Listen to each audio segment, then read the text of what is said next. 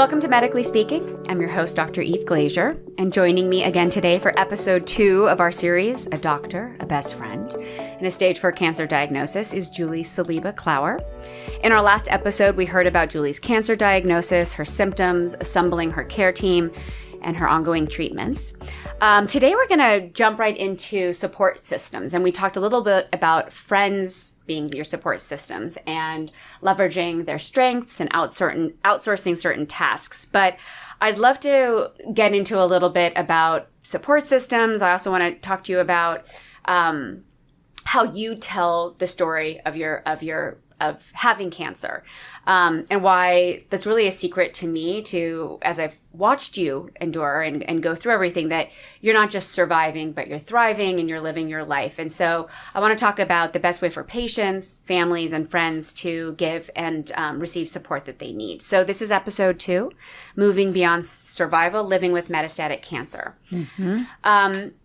We talked about being an advocate for yourself, right? Even being in an exam room, stopping doctors when, let's say, they're not being as attentive or they're dismissing you or feeling rushed. I want to talk a little bit how you've been an advocate for yourself and how that's looked like in practice. So maybe we could even just talk about how you actually ended up choosing the right doctor for you. Right. So I went on a, interview tour for oncologists, and I knew the oncologist kind of becomes your core person. So you have a bunch of people on your care team, but the oncologist, it always kind of comes back to the oncologist, the medical oncologist in cancer care. So I knew it was going to be a long-term, or hoping it was going to be a long-term, because that meant I was surviving, doctor. And when I went to, these different oncologists who all were really, really smart, really, really good. I mean, I couldn't have made a bad choice in terms of experience and skill and perspective. But what I was really looking for is somebody that connected like decision-making and communication style for me. And who ended up being my oncologist during that appointment, he said to me is, you're going to go to these different oncologists, and we're all probably going to tell you the same thing. Because at the time, the treatment was very clear. The first treatment was very clear for my disease. And he said, we're all going to tell you the same thing. Well, he said, but there's an art to medicine, which again was the first time I'd ever even thought about that, right? Because I think of it as such like a scientific, black and white, medical thing. And he said, let me ask you, have you ever had a margarita? And I said, yes, I have. And he said, have you ever had 2 margaritas? I said, yes. And he said, they all have the same ingredients, but did they taste the same? And I said, no. And he said, because it's different. Who's mixing it? How, it's different. The bar you're in, everything, it can change how that tastes.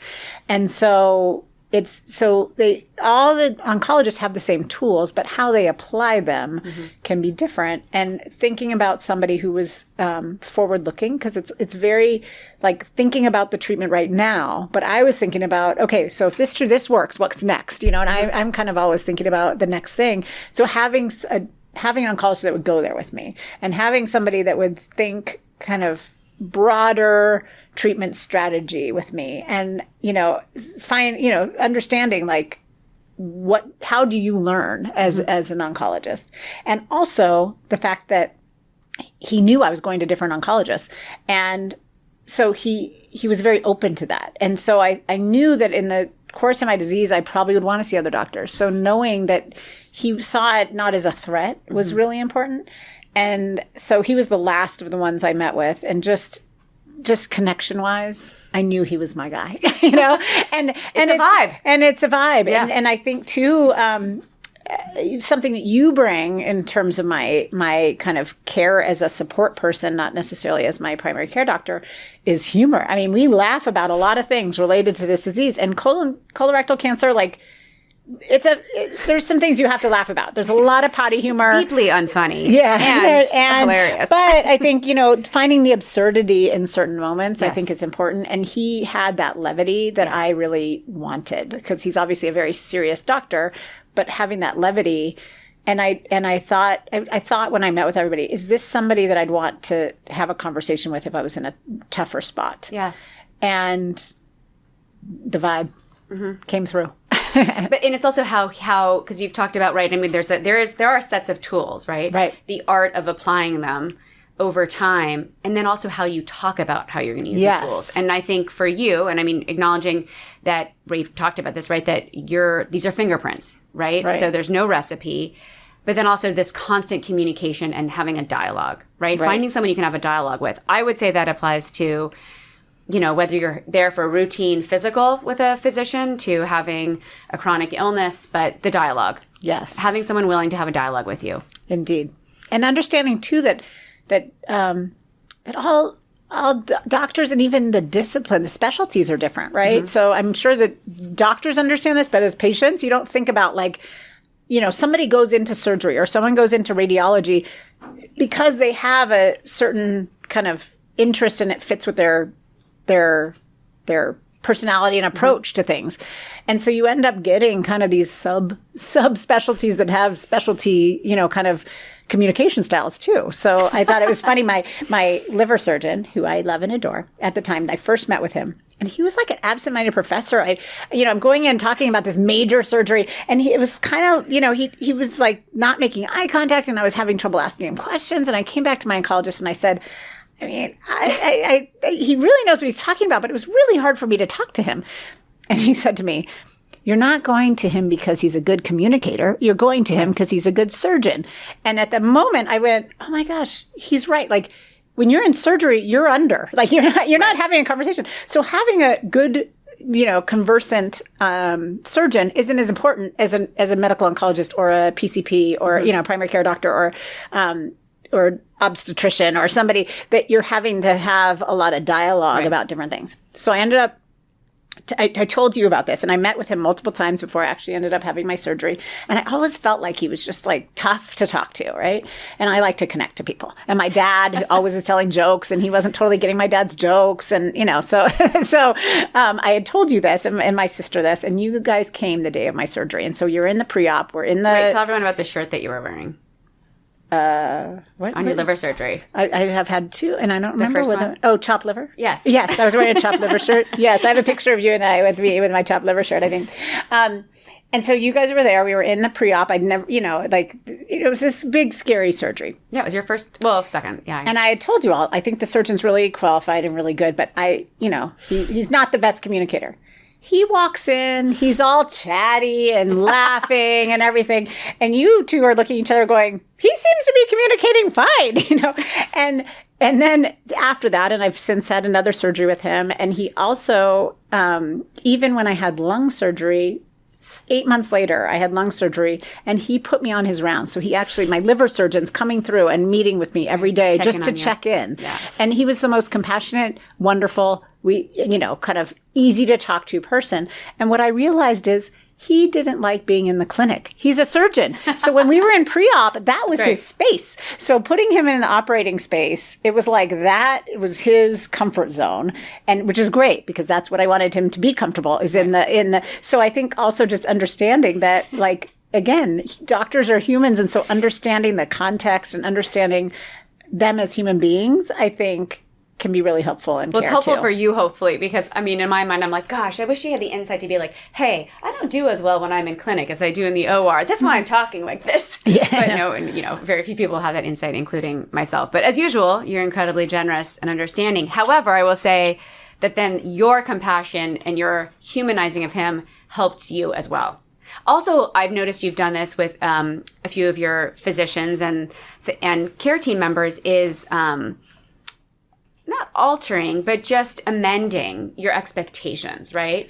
Yeah. Of them or of certain encounters of like, well, you won't be disappointed, right? If you don't have this expectation going in. This is what this conversation is about. For, right? Yes. And knowing, that every doctor isn't there to answer all your questions. Right. My dad actually early on in my care, he got in his head, he wanted me to have a liver transplant.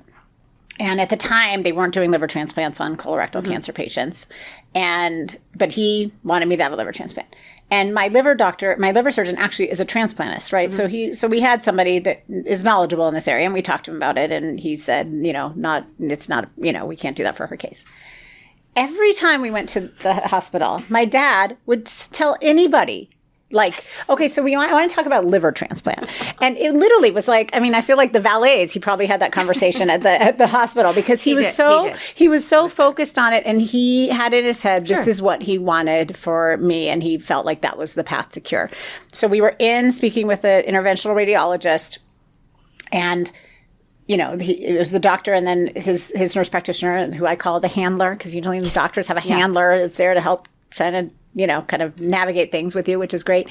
And my dad is just on this interventional radiologist talking to him about liver transplant, and he's saying, that's a question for the doctor that does that, and he was being really kind, but my dad just wouldn't. So I turned to the nurse practitioner. I was like, I am so sorry. He cannot get this liver transplant thing out of his head. And she goes, it's okay. I understand. He's speaking dad. And I said, oh my God, that's so true. Like he was being a dad, right? Yeah. And that's what he was being. And I feel like as patients, that's what we do too. We're focused on us and what we need as a patient, which is very important. But you have to think about what is the best way to get what you need. Right. And asking a doctor that has nothing to do with liver transplants about a liver transplant isn't going to get you that answer. Mm-hmm. So it just will get you frustration, being told over and over, no, this isn't, I can't answer this question kind of thing. So getting to the right answer is important. Getting to the right doctors for what you need is important, but understanding who are the people that can give you that information. And I've been very, I love something about my oncologist, which is he never speaks for other disciplines. And I think that's really important because a lot of times people go to their medical oncologist and they'll say, you're not surgical, but they're not a surgeon and they don't necessarily know. I mean, they've seen a lot of cases, but they don't necessarily know. So getting that answer from a surgeon or whatever the specialty is, I'm using this example because I know it, is really important. And it doesn't mean you have to necessarily meet directly with the surgeon. There's multidisciplinary tumor boards, it's called, where all the different doctors come together and you can say, can you talk about this and get the surgical opinion? Or so you can ask for that. You can ask your oncologist. I mean, you also can meet with them, but sometimes that's there's limiting factors from an accessibility standpoint from, either insurance coverage or whatnot. But you can say, I'd really like to hear what the surgeon's opinion is on this. And the another doctor can have that conversation because they connect and they collaborate all the time. So. And it speaks to these tumor boards, which are these multidisciplinary discussions that lots of times these answers aren't clear cut. Yeah. Right? And you really do get, great minds together and have these discussions. Yes. You do have an amazing care team, and sometimes we've had it to add one, lose one. As you've gotten increasingly complex and interesting. I have no problem, by the way, everyone deferring when Julie needs to see experts. But I'm curious too about the support systems in the community, right? Mm-hmm. So meaning outside the hospital, outside the clinics. And could you talk about maybe some that you have found especially helpful? Yeah. So I think it's very important to talk to other patients who have a similar disease as you. May not be exactly the same because we're all different, but as close as you can to your disease. So I found that very early on in a community called Colontown, which is from the name, you can tell that I like it because the sense of humor that comes with having a disease. Sounds like, right. It's like made of Legos. Yeah, right? Totally. Yeah. And it's an amazing community of patients and caregivers who have all had the lived experience. Yes. And it also has a bunch of different subgroups, neighborhoods, as we call them, that are for different pieces of the disease. So like when I had liver mets, which is tumors in my liver, the Liver Lovers Lane, that was like my primary place I went was Liver Lovers Lane because those people were dealing with a similar experience. Then when the disease went to my, lungs and my bone, well, there's Legos Land for bone meds, and it's treated entirely different. It's the same disease. It's colon cancer. It's but the treatment and the modalities and also the speed at which the tumor grows and all that. So having people that have had that lived experience is really powerful. And then also things that aren't even necessarily cancer related. There's a PTA, which is for parents who, and so in there we talk about like how to talk to your kids about the disease. So finding people that you can connect on your disease, either specifically about the disease or specifically about living with the disease in your life and other things that you care about in your life, is, I think, extremely valuable. I mean, I'm guessing too, because you do have a wonderful, wonderful group of friends. Your herd, as you call them. Yes. I'm one of them. But like herd as in like elephant herd, not like herd like hearing. Oh, yeah, sorry. A matriarchal herd. That's a different sort of support, right, than you get from your friends. Yes. Right. And my friends and my family have been amazing. And everybody, people have different roles. My dad's my driver. Adriana's my researcher. You're, my poop looker. Mm-hmm. Yes. But everybody has a different place in that. And it's super, super powerful and very, very helpful. But it's different than somebody who's experienced it. And so, sometimes I'll say oh my God, I'm so tired because the chemo was just crushing me. And then people will say oh yeah, I'm tired too, and you're like, yeah, I get it. Parenting is hard, all these things, but it's just different. And so having somebody who can understand what that means and kind of just acknowledge it in that way is really helpful. Colontown, it's a virtual online community? It's a virtual online community. And it's, yeah. I just want everyone to know that not only were you mayor of Colontown. No, you were mayor. Are you sure? Mayor. Nope. On the cabinet, never mayor. Oh, I'm sorry, cabinet. Yeah. Julie was also our student body president. But I'm curious too. I mean, so support, right? And sharing these lived-in experience. Does support from these groups and these these rooms, right? And has it also translated into tangible benefits, whether it's ideas or treatments, symptom relief? Absolutely, pain? Because it's if you think of a community that has a similar disease, any doctor, right, is kind of only seen their own practice and what they've seen in their practice. And everybody's disease is so different that they're not going to have seen everything, under the sun. And, hopefully they can apply something they've seen or research it or whatever. But in Colontown, you can put something out there that you've experienced. And you have a bunch of other people that are like, oh, wait, I had that happen too. And, recently I got, from my treatment, I developed type 1 diabetes. And I can reach out to people that have type 1 diabetes, but usually you get that when you're a kid and it's not because of treatment, and I could go into Immunoasis, which is our immunotherapy group, and ask. And there was somebody else who said, yes, a caregiver who said, yes, my wife, she's had this happen. And it's just helpful to be able to find people that have the same piece. They also you're able to find out about new trials. Right. We have a whole trials community, and that's really valuable too, because clinical trials, we could have a whole other session on clinical trials. But people think, well, if there's a trial for me, my doctor will tell me. And even, my oncologist, who's a major researcher, he has a lot of clinical trials that he's running. He doesn't know all the trials. I mean, in colon cancer, there's 5,000 trials right now for colon cancer. And obviously not all of those are, the same, and then they're all very different. And so being in a place where you can find out about those, it's a very good shortcut to get to disease. And also know that if somebody says, what we hear all the time is people are told they're chemo for life, and they're told that they can't see a surgeon, and then they see a liver surgeon and they can get a curative treatment. I mean, clinical trials, I, as a physician myself, could not be more overwhelmed than when you say the word clinical trials. Yeah. And so I know it's an entire, different conversation, but even the fact, as you're saying, doctors don't even know, right? Oncologists even know all the clinical trials that are out there, and you don't have to, break it down for everyone. But is there, besides joining, these online support communities, are there other questions that you would advise other patients to even just say to their physician, are there clinical trials, just even asking that question? Yes, I think asking that question and knowing that clinical trials are not a last resort. There's certain clinical trials you can only do early on in your treatment. And then if you don't do them then, they're not an option later. And so I think opening that dialogue early if you have cancer is and no matter your stage too. And it doesn't mean the answer will be there is something. And it might not be something you want to do. You might not want to do clinical trials, right? Which is fine. But knowing that there's an alternative, I feel like it's always easier to go with an option if you know that there's another option that you don't want, And so I think that, that would definitely be something to ask. I think asking about your disease biomarkers and which is, different attributes to the disease that make the treatment different.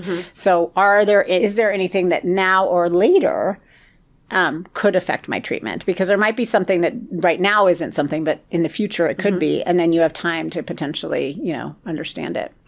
I think too, when you have a long-term relationship, like an oncology relationship, you see your oncologist a lot, right? Mm-hmm. So I've seen my oncologist for over 7 years, every 2 to 3 weeks, and I think he's not been there twice in the whole time, right? And so each appointment is short, and you can't get everything answered, right? You can't put everything into one appointment. So I kind of think about it as like a conversation where we're like dosing it out. So I might have a list of questions to think about, like, okay, if I have progression and this treatment that I'm on stops working, what are we going to do next? And instead of waiting till that conversation to try and have that conversation where you're trying to jam a lot of learning and understanding, I kind of like pepper it in. So I'll ask him, I'll say, wait, what do you think about this trial? Or, because I've learned it in Colontown. Or what do you think about, whatever, or if I was to get progression, what do you think we would do? And just kind of have some of those hypothetical conversations. Mm-hmm. And it's actually very hard sometimes to get doctors to think about the hypothetical because they're treating, right. They're looking at what they're treating, and it's very kind of hard to go there.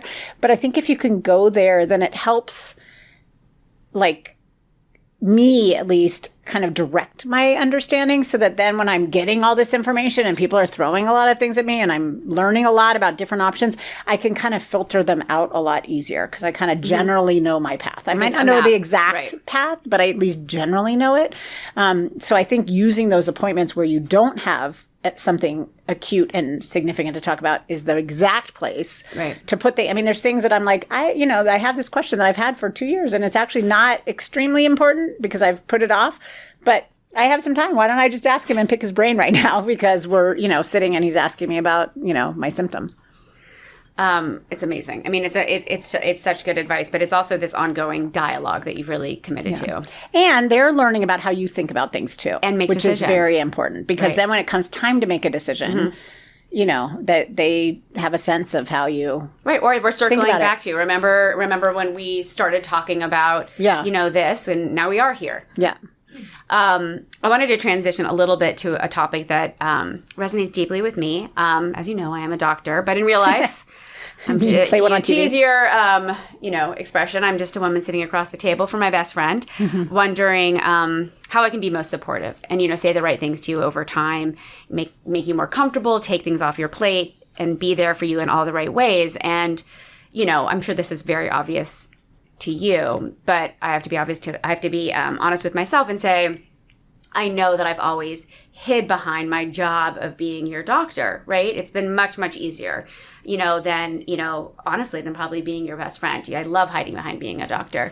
So you're so generous to not have commented on it before. But it's the truth. I don't know what you're talking about. But I want to know, what have friends and acquaintances done for you? Even in the smallest acts that really have meant the most, that has really sort of meant showing up for you. And again, I know it's been 7 years, so there's different parts of the journey. And I know we talked about playing to people's strengths and leveraging people's, skills like Adriana, but what's been particularly meaningful for you? I think everybody shows up in different ways. Mm-hmm. And I know that the intent is that they want to be there for me. And so finding what that way is and like going with it. There are very few people that I can talk about potential death with who don't get uncomfortable or try to, kind of say, well, that's not going to happen. We're not going to, and the reality is like, it is a real place, in my head. And so I can do that with people that have the disease, but you're somebody I can really do that with where I can, and I don't know if it is because you're the doctor in you that you, kind of face death in a more, consistent way than a lot of our other friends.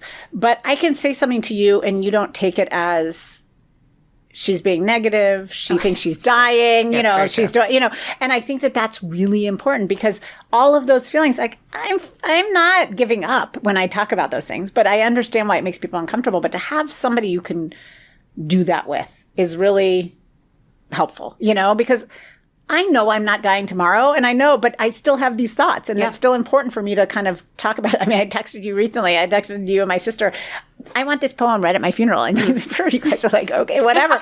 But to have somebody you can do that with, I think is a really big, valuable thing when you have a terminal diagnosis, for sure. And so finding that. And I think... You also told me you were going to give me your phone. You said, if I give you my phone at my funeral, what will you do with it? Remember that? I don't. But what did I... And I said, I'm going to text everyone you know and say, I can't believe you wore that. Yeah. But it took me like 2 days to figure out what I was going to say. I was like... But you know what? You're right. I will say I am really comfortable talking about it. I mean, it's a longer conversation, but yeah, I do. I think it's part of a life conversation, if that makes sense. Yes. I think, you know, talking about dying, quote, well, dying comfortably, you know, is, I mean, it's all part of planning, which you and I like, you know, both to do, but it's also, I think, a part of a living conversation. But okay, good. I am glad. Well, I'm glad that this is something you can and also I can send you endless memes and poop pictures, and like I can't do that with everybody. So, but I do think, and I'm not saying like everybody needs to be able to have that conversation to be a friend to somebody, but to understand that there's like lots of different things that people that have a diagnosis need, just like anything in life. Anybody that's going through any kind of trial. You know, earlier you had Dr. Richards, is that her name? That Misty Richards, yes. Talking about matrescence when you go into motherhood, that your life changes, and there really is a corollary here that when you get that diagnosis, like you are learning to navigate the life in a totally different way, and that means your relationships are going to change too. So, being a friend and a support to somebody with a diagnosis. I think understanding that there'll be probably a change to your friendship, not maybe like in a very like overt way, but, and embracing that, because that's the hardest thing is feeling like you've lost friends. Yes. When really you haven't lost the friend, the friendship might have changed and morphed. And, you know, I think this diagnosis has brought you and I back closer together. Yes. You know, we went through a phase where we were there for each other, but in a very distant way. And now we're like tighter, but very different relationship that we had when we were teenagers versus, you know, in our 20s and, you know, multiple decades since. Now that we're so I'm not going to say that. So I think that's important. And I think too, you know, my sister's an occupational therapist. So if anybody's treated here at UCLA, get the best occupational therapist in the world. My sister's just there, Santa Monica. So she, something that she taught me too is energy management, right? Because having disease and having the side effects and the symptoms and everything from the disease, plus, all the other things that come, the financial toxicity, the time toxicity, which is like, you know, side effects that are like affecting time and your money, all of those things, plus pain. Yes. Pain is a side effect that's very exhausting, right? And so there was something where, you know, in terms of carrying things, and I said, well, I can carry, you know, the groceries. I physically can do that. And she said, but it's about energy management. So let someone else do those things, because physically you need that energy to do other things. So I think about that and think about like, you know, first of all, it's very hard to ask for help. But when you think about it in terms of, if I let somebody do this for me, then I'm going to have time and energy to play with my daughter or do something with her. That's a gift that person wants to give me. They want to help me in a way that they like friends and family and everybody, they want to help. They just don't know how. So if you can give somebody the opportunity to help you, but if you think about it in terms of like, that's getting me to be able to spend my time the way I want to spend, and that's the gift that person's giving me. It's really easy to say, yes, carry my groceries, do this errand for me. And intentional too. Do you feel like you also then make those energy choices emotionally? Yes, for sure.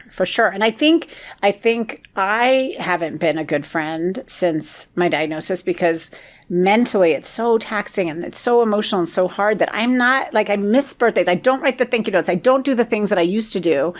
And that was really hard for me for a while. And I'm like, I hate not being that friend. But the reality is, again, that friendship has changed, and you have that history that you know, you hope that people hang on to, and you just have to give yourself grace and say, you know what, like, this is really hard, what you know you're doing, and you're not being like unkind. You're just not necessarily being the kind of support that you once were. Now you'll just have to be a different kind of support and friend. I mean, you're probably sensitive to that change, but I really can speak from everybody's heart and the entire herd of your friends to say that you are like the best friend, the best at being a friend. I mean, I think tangibly when I think about just sort of ways where I'm like, oh, like my skill set is not making cute presents. Like, let's just be honest. Like, just like my daughters are like, you're not a hair mom. Like, I'm just like not good at it. But then I'm like, I'm letting myself off so easily. Like, maybe I should be better.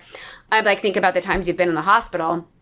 I'm like, well, if I was Julie, I would put together the most amazing like care kit. But of course, like I'm not you. You know what I mean? And I'm like, oh my God, send me a meme. Please send me a picture of your poop so I can be useful. But I know that when you were diagnosed, and I remember this over the years too, people will often reach out, and people do this all the time when you're going through, anyone is going through something, challenging, whether it's illness or a loss. People say, what can I do? Let me know how I can help. Right. And I'm sure I do that all the time. But it sounds like what you're saying, and what I think I've noticed among friends and family, is that it's often more helpful to make a specific offer of help instead of saying, what do you need? Because that's already asking something of you to just sort of even formulate an answer to that. I don't know if you have any thoughts on that. Yeah, no, that's true. And I think also not tying it to the disease per se, you know? So I think that just thinking of something you could do that could help that person, just understanding that person is, experiencing a lot and doing something, but not necessarily always making it about like, you're in bed after surgery. What can I do? You know what I mean? Like it's just being a friend like you are to all your friends or all your people in your life, but just thinking about, so it doesn't always have to be through the cancer ways. lens. Yeah. It doesn't have to always be through the cancer lens. And also that's another thing too, is I think keeping people with a diagnosis in your life, because it is very, life shattering and changing and all of that stuff. And, for instance, I don't drink anymore since my diagnosis, and not that I was a heavy drinker before, but I, don't drink anymore. And I was talking to not a good friend, but an acquaintance, and she was talking about her birthday party, and she was, going out for wine night with friends. And she said, but you don't drink anymore. So basically she didn't invite me because I don't drink. And I was like, that kind of sucks, because I still can come and still be part of it. Right. Or people will say like, I don't want to bother you because you have so much going on, but I want to be part of life, right. So it's not a bother. And I will tell you if it's not something I can handle at the time, or I don't want to talk about it, or I don't want to do it.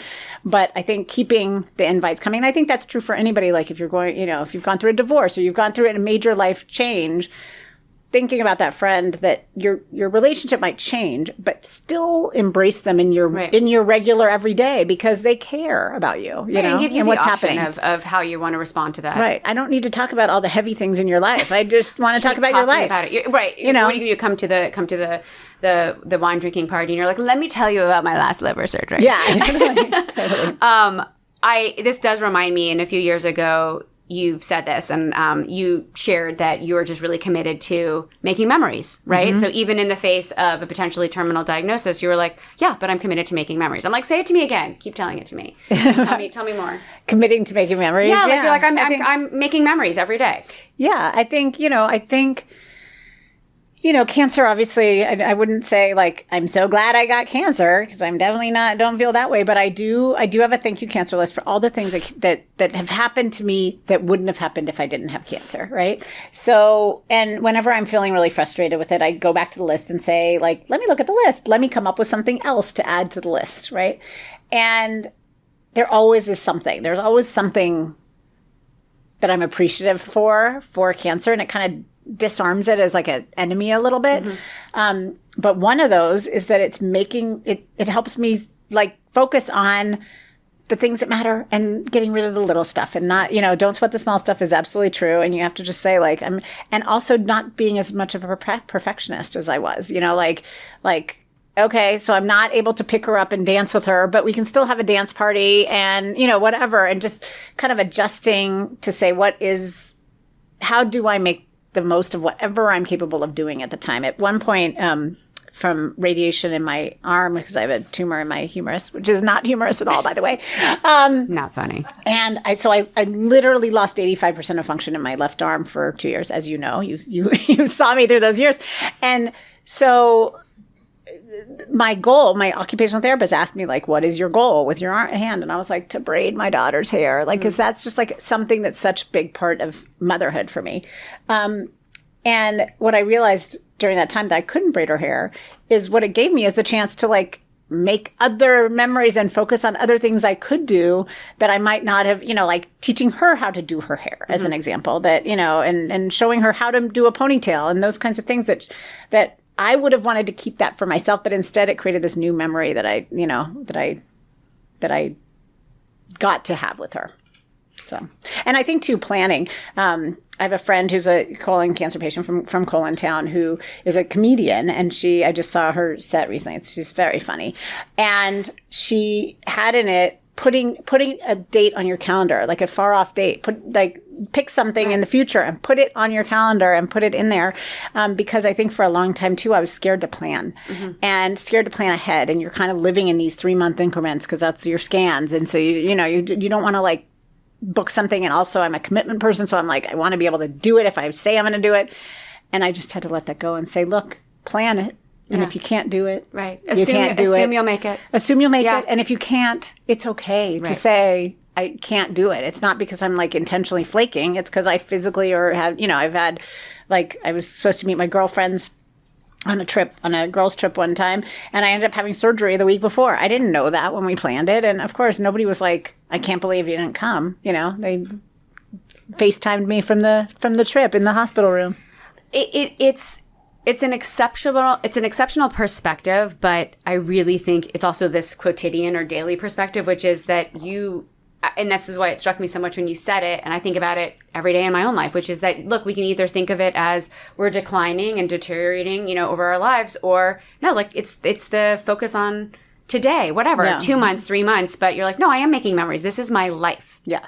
Right. And that's, I think, why. And this is what I can do. Yeah, what we can do. And I think, too, you shift. A lot of times, I call it chasing NED, which is no evidence of disease. And NED is Ned. And so I think of him as a person, Ned, who's an elusive character in my life. But people, when they're diagnosed, are really chasing NED because they want to get past the chapter, right? And I understand that completely. And, of course, I've been there. I was there early on. But I feel like it's been so much better when I hit the point where I said, look, I may never reach NED, and I don't want to spend energy on trying to get to NED.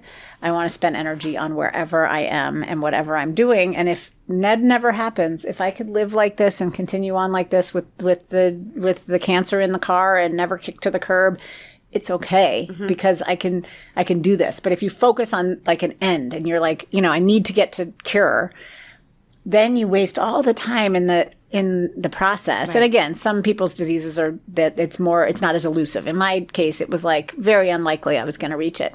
Then you waste all this time really focusing on that being the end game versus there being definitions of success in much different ways. When I did my I was on a clinical trial. I was in really bad shape. I wanted to go on one clinical trial. I went to meet with that investigator. He said, your numbers are shaky and I won't have an opening for 6 weeks and you're not going to make it that long with where your numbers need to be to, my platelets and everything were kind of tanking. And he said, so go on this other trial. So I went on my phase, my second choice trial, and I just wanted a little break from chemo. We knew it wasn't doing very well, in the trial. My, oncologist and I knew it wasn't going to be the slam dunk.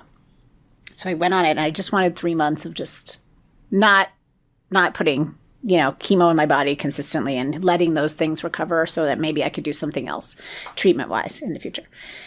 And it turned out that I ended up having stable disease. I had 12 tumors in my lungs. They 8 of them disappeared. I had 4 left. I went from not being able to have surgery to being able to have surgery. I had a much better quality of life. It was fantastic. When you look at the results from the trial, because the way that they measure trials, it was technically stable disease. So it says there was 0% responders to the trial, which is true in terms of the technical terms of it.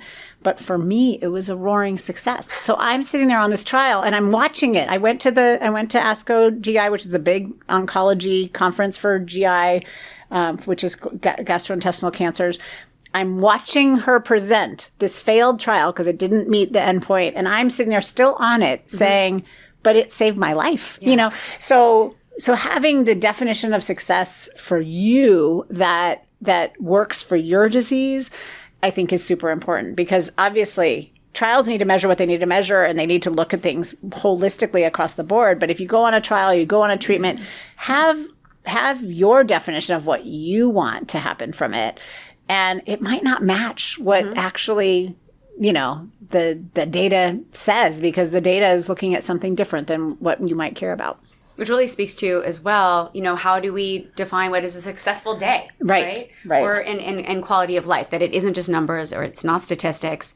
And it's also the energy management, right? That your sister Amy was talking about, right? Because you're like, I'm putting my energy into the day, right? Or I'm counting on 3 months from now, and not just on the no evidence of disease, right? Right. And it sounds like, though, that you have found some peace in that. Yeah. Right. And then meaning in your everyday. Yeah, totally. And it lets you live in the meantime and just adjusting things. When I was in my 20s and I would go on vacation, I would literally leave at 5:01 because that was the minute I could leave work. And I would, Friday, and I would go and I'd take a red eye and get back Monday morning at 6 a.m. And, and then people would go on vacation and they would leave on Saturday. I'm like, you're wasting so much time. How, why are you not using that for vacation? And I realized, these were, people that were parents with young kids, and you need that energy. I mean, you need that downtime. You can't do it the same way. And so it's exactly the same thing. It's just a little bit more extreme in terms of how it affects you. But we just have to adjust to whatever we physically can and, can do physically, mentally, emotionally, and then just do that big. However big you can do it big. And it's such a moving target too. I'm so grateful for this conversation. We were talking about boundaries, or just sort of, I guess, even the perspective about how to preserve your energy. Is there any misconceptions that kind of people have brought to you that you wish you could just clear up about metastatic cancer or living with cancer? I think two that I can think of. One is this idea that there's an end, because people will say how long are you going to be on treatment? I'm like, forever. And they're like, oh.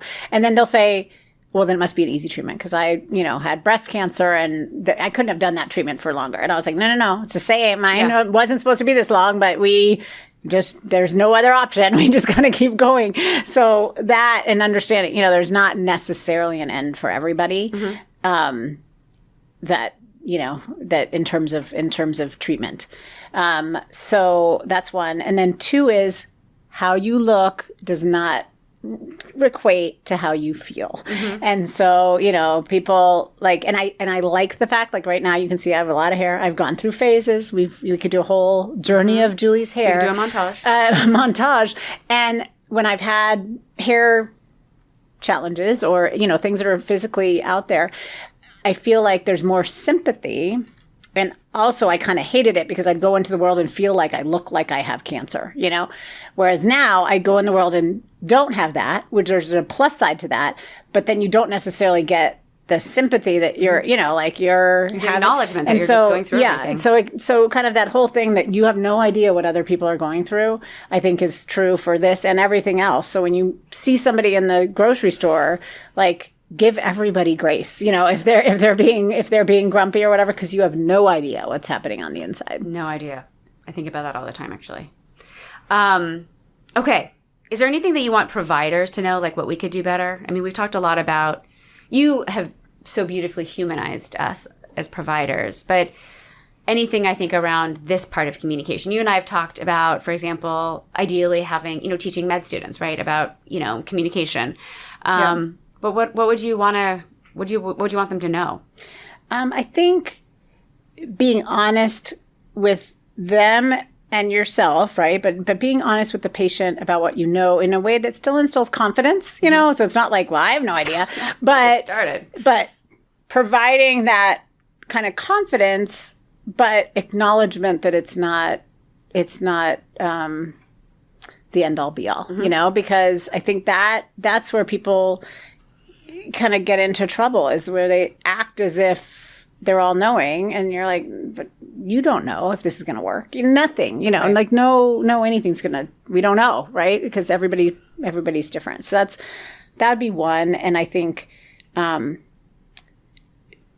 doing that outreach to other providers and telling patients what's actually you're doing, right? So somebody might not we did a research study within Colontown, and then we presented it at ASCO GI about biomarker reports. And in colon cancer, biomarkers are different things that make your disease very specific to you. It would be the layman's terms how to say it. And there's only certain ones that are actionable, meaning the rest of them, they're just mutations that are out there and there's no treatment specifically that'll change for that. So a lot of people are getting those results, or getting those tests and never getting the results because the oncologist is thinking, well, there's nothing actionable about it. They don't need to know. Mm-hmm. But the absence of information is scarier. So terrifying. Even if there's nothing, that's going to affect treatment, that is action. That's an action, is telling a patient that, right? Having the conversation and saying, we got it back. There's nothing that we know of now that's relevant in there. And that's the end of the conversation. But that just gives people confidence. Because I think what doctors don't, understand is that there's kind of this, this need to kind of, understanding in your conversations with them if you can trust them. And sometimes it makes it seem like you're not a good doctor. But really it has nothing to do with your skill as a doctor. It has to do with your skill as a communicator. Right. And so that I think is kind of an important thing to notice. The absence of information can be as painful. Painful and harmful. Exactly. It just gives all this room to think, interpret. Yes. This is something that, and I have talked to you a little bit about this, but I want to talk about it here because it's about language, and I think I'm extra sensitive to language. But I want to know what you think about it because it's more important what you think, obviously, here, which is that I've struggled when people use like wartime analogies to describe, cancer, or if someone says like, they lost their battle with cancer. And again, I mean, both my parents, did pass away from cancer, but I struggle with that description. But I'm going to get off how I feel about it and ask you, when people use those words of, I'm fighting or battling, am I being oversensitive? What do you actually feel about it? You're not being oversensitive because a lot of patients hate that. I don't care. Mm-hmm. I feel like, I don't know, because there's not a better word for it. It's like, they'll say like your journey. And I'm like, I'm not on a path to, it's just a little more aggressive and painful than that. I mean, a battle's a little bit more realistic to me. Right. It has the drama for sure. Yes. Yeah. But there are patients that struggle with that. I think the challenge is it's not a one size fits all. I was writing a abstract for ASCO GI, which is basically like to present at the conference. And I wrote in there colorectal cancer patients. Mm-hmm. And I guess they want it to be patients with colorectal cancer or with cancer because you aren't your disease, right? So you're, right. And yes, I feel like I'm not my disease, but I'm sitting there going, it's kind of funny. It's kind of ironic to me that, and I'm sure that that's offensive to some people. And they're like, they've heard that from a patient somewhere. And so they've carried it on. And I appreciate the fact that they're, kind of carrying that on. But like that never, ever crossed my mind. And I'm writing this with 3 other patients. And none of us have an issue with it. And so I think that it's important to be sensitive to language, but also not just assume it applies universally, Yeah. I think what I focus on is that it sometimes I feel like implies that patients have control over how much they can fight or not fight. I totally agree. And I think losing the battle, I don't like that when I read like a, thing that like they lost their battle. And it's like, you didn't lose the battle. Or right. I don't like it personally when they say, I failed this treatment. Yes. And it's like, no, you didn't fail. The treatment failed you is what happened there. Exactly. Like, and I do think words matter there. And so I do think words matter when it's like a thing of... Like you didn't try hard enough. Yeah, like it's a blame... when it's like patient blaming or something. But... Right. What do you be like? You're like, she's been coping. Right? I know. Yeah. She's been managing her disease. I mean, I don't know. There's no good words for it. So I mean, this is where, as much as I do love language and I like talking about it, there isn't enough language, right? Yeah. Yeah. And there's also, it goes back to every person's different. Their risk tolerance is different. Their, like, what affects them is different. And so, like, having a population of patients and saying, well, patients, it's not, there's just like with any group, you can't summarily have something that works for everybody, which is why I do have sensitivity for patients. I mean, for doctors, because trying to manage that and understand that about every patient that's a lot, But I mean, I just want to say it's a real privilege, though, for us to care for patients. It certainly is a privilege to care for you. Okay, asking for a friend, just a quick few. Okay, my college roommate was just diagnosed with colon cancer. I think about her all the time. I'm afraid of saying or doing the wrong thing, so I haven't reached out. What can I say or do now to make it right? So is it too late to say hi and reach out? It's never too late to say hi. And I would say, just know that as a patient I feel the same way when other people, you know what I mean? So I feel like it's not something that's like, oh, well, I've been through this so much that I know exactly what to say. I have no idea what to say in those situations. But I think saying something's better than saying nothing. Saying I don't know what to say is a great thing to say, because you don't know what to say. Yeah. It's honest, and it's just reaching out. And how's your battle going? Yeah. I think not offering unsolicited advice is an important thing, because what have people said? Just somebody had breast cancer and they cured it with whatever. And I'm like, okay, totally different disease, totally different, and it's hard to kind of manage that. And I think not releasing them from needing to take action. So if you reach out, I love it when somebody says, I just want you to know I'm thinking about you. You don't need to call me back. Because that's where you go, okay. And I would want to call everybody back, but sometimes you're just not in the place to do it. And I think just energy management. Yeah. Releasing people from like an expectation of what you get in return. Like, no, if it's for them, it's for them. And just acknowledge it, be there, and kind of go to the mode that works for you. Like if you don't really want to talk to them, it's okay. Send a text. Right. That's why we have text. If you feel like you just want to hear their voice, say it and say, I just got to hear your voice on the voicemail. It made me so happy. Whatever. But I feel like you don't have to say something substantive. I think just say something. Perfect. Okay, we have a From the Rooftops again, which always makes me think of Walt Whitman. Artie's, because everything you've said has already echoed so much beyond your circle of friends. I mean, the fact that you're mentioning Colontown, and I remember you telling me too, because I was like, gosh, I want to join just to talk to everybody. And you're like, nope, you're not a member. You don't get to be in this club. And also that you go to literally these national scientific GI conferences. And can you talk just really what your role is there? Because at the conferences, I go with Colontown to learn about the latest research, and then I kind of lead a team that then reports back to the community of what's happening.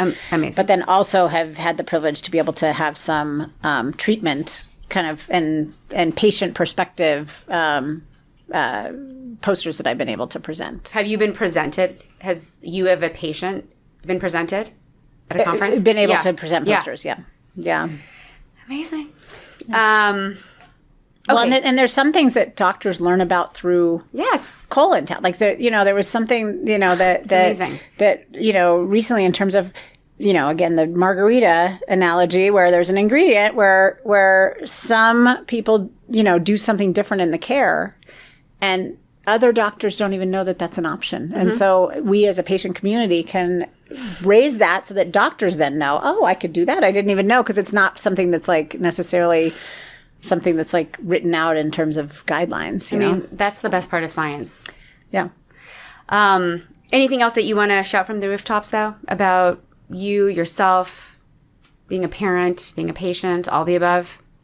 I'm very glad we've just talked for almost 2 hours, and there's not been one talk word. About energy management. No, there's not one word. Usually, I don't go 5 minutes without you saying a word that I have to look up after we get off the phone. So I'm very impressed that that your vocabulary didn't outwit me today. But I think, I don't know. I think as a patient and as a provider and as everything is that.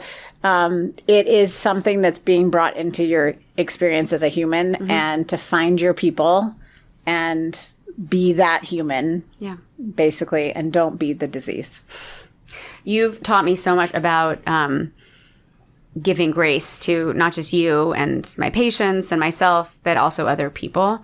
And I know we could talk for hours. I will let you get back to your stunning, miraculous, gorgeous daughter. Well, I'll tell you who I get really angry at when I want to yell at somebody.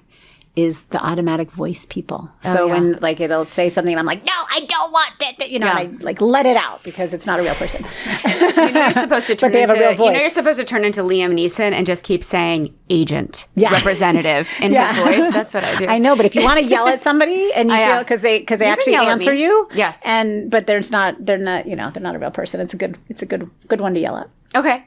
I really I can't thank you enough for joining me today.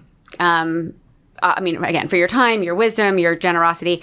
I think, honestly, sharing your story with our listeners. I mean, again, I know it does take a lot of energy, not just to, like, be here and sit here, but also, like, share who you are, right? Because it's not just you as your patient sharing who you are. And, again, for our listeners, we'll have the glossary of terms and links to data and resources. But, I love the title of the series that our writer, Susie, came up with, which is A Doctor, Her Best Friend in Stage 4 Colon Cancer. But I was really like, no, it's her, a best friend, right? And her doctor. I mean, I really think about this just being your story. And I have it's just been a real gift to be part of it and a real honor, not just to take care of you, because I do that on such a small level, but I think you do need to know how much you take care of me. Thanks for sharing yourself with me all these years. You're really a gift among gifts. And I love you. Thanks for being here. Oh, I love you so much.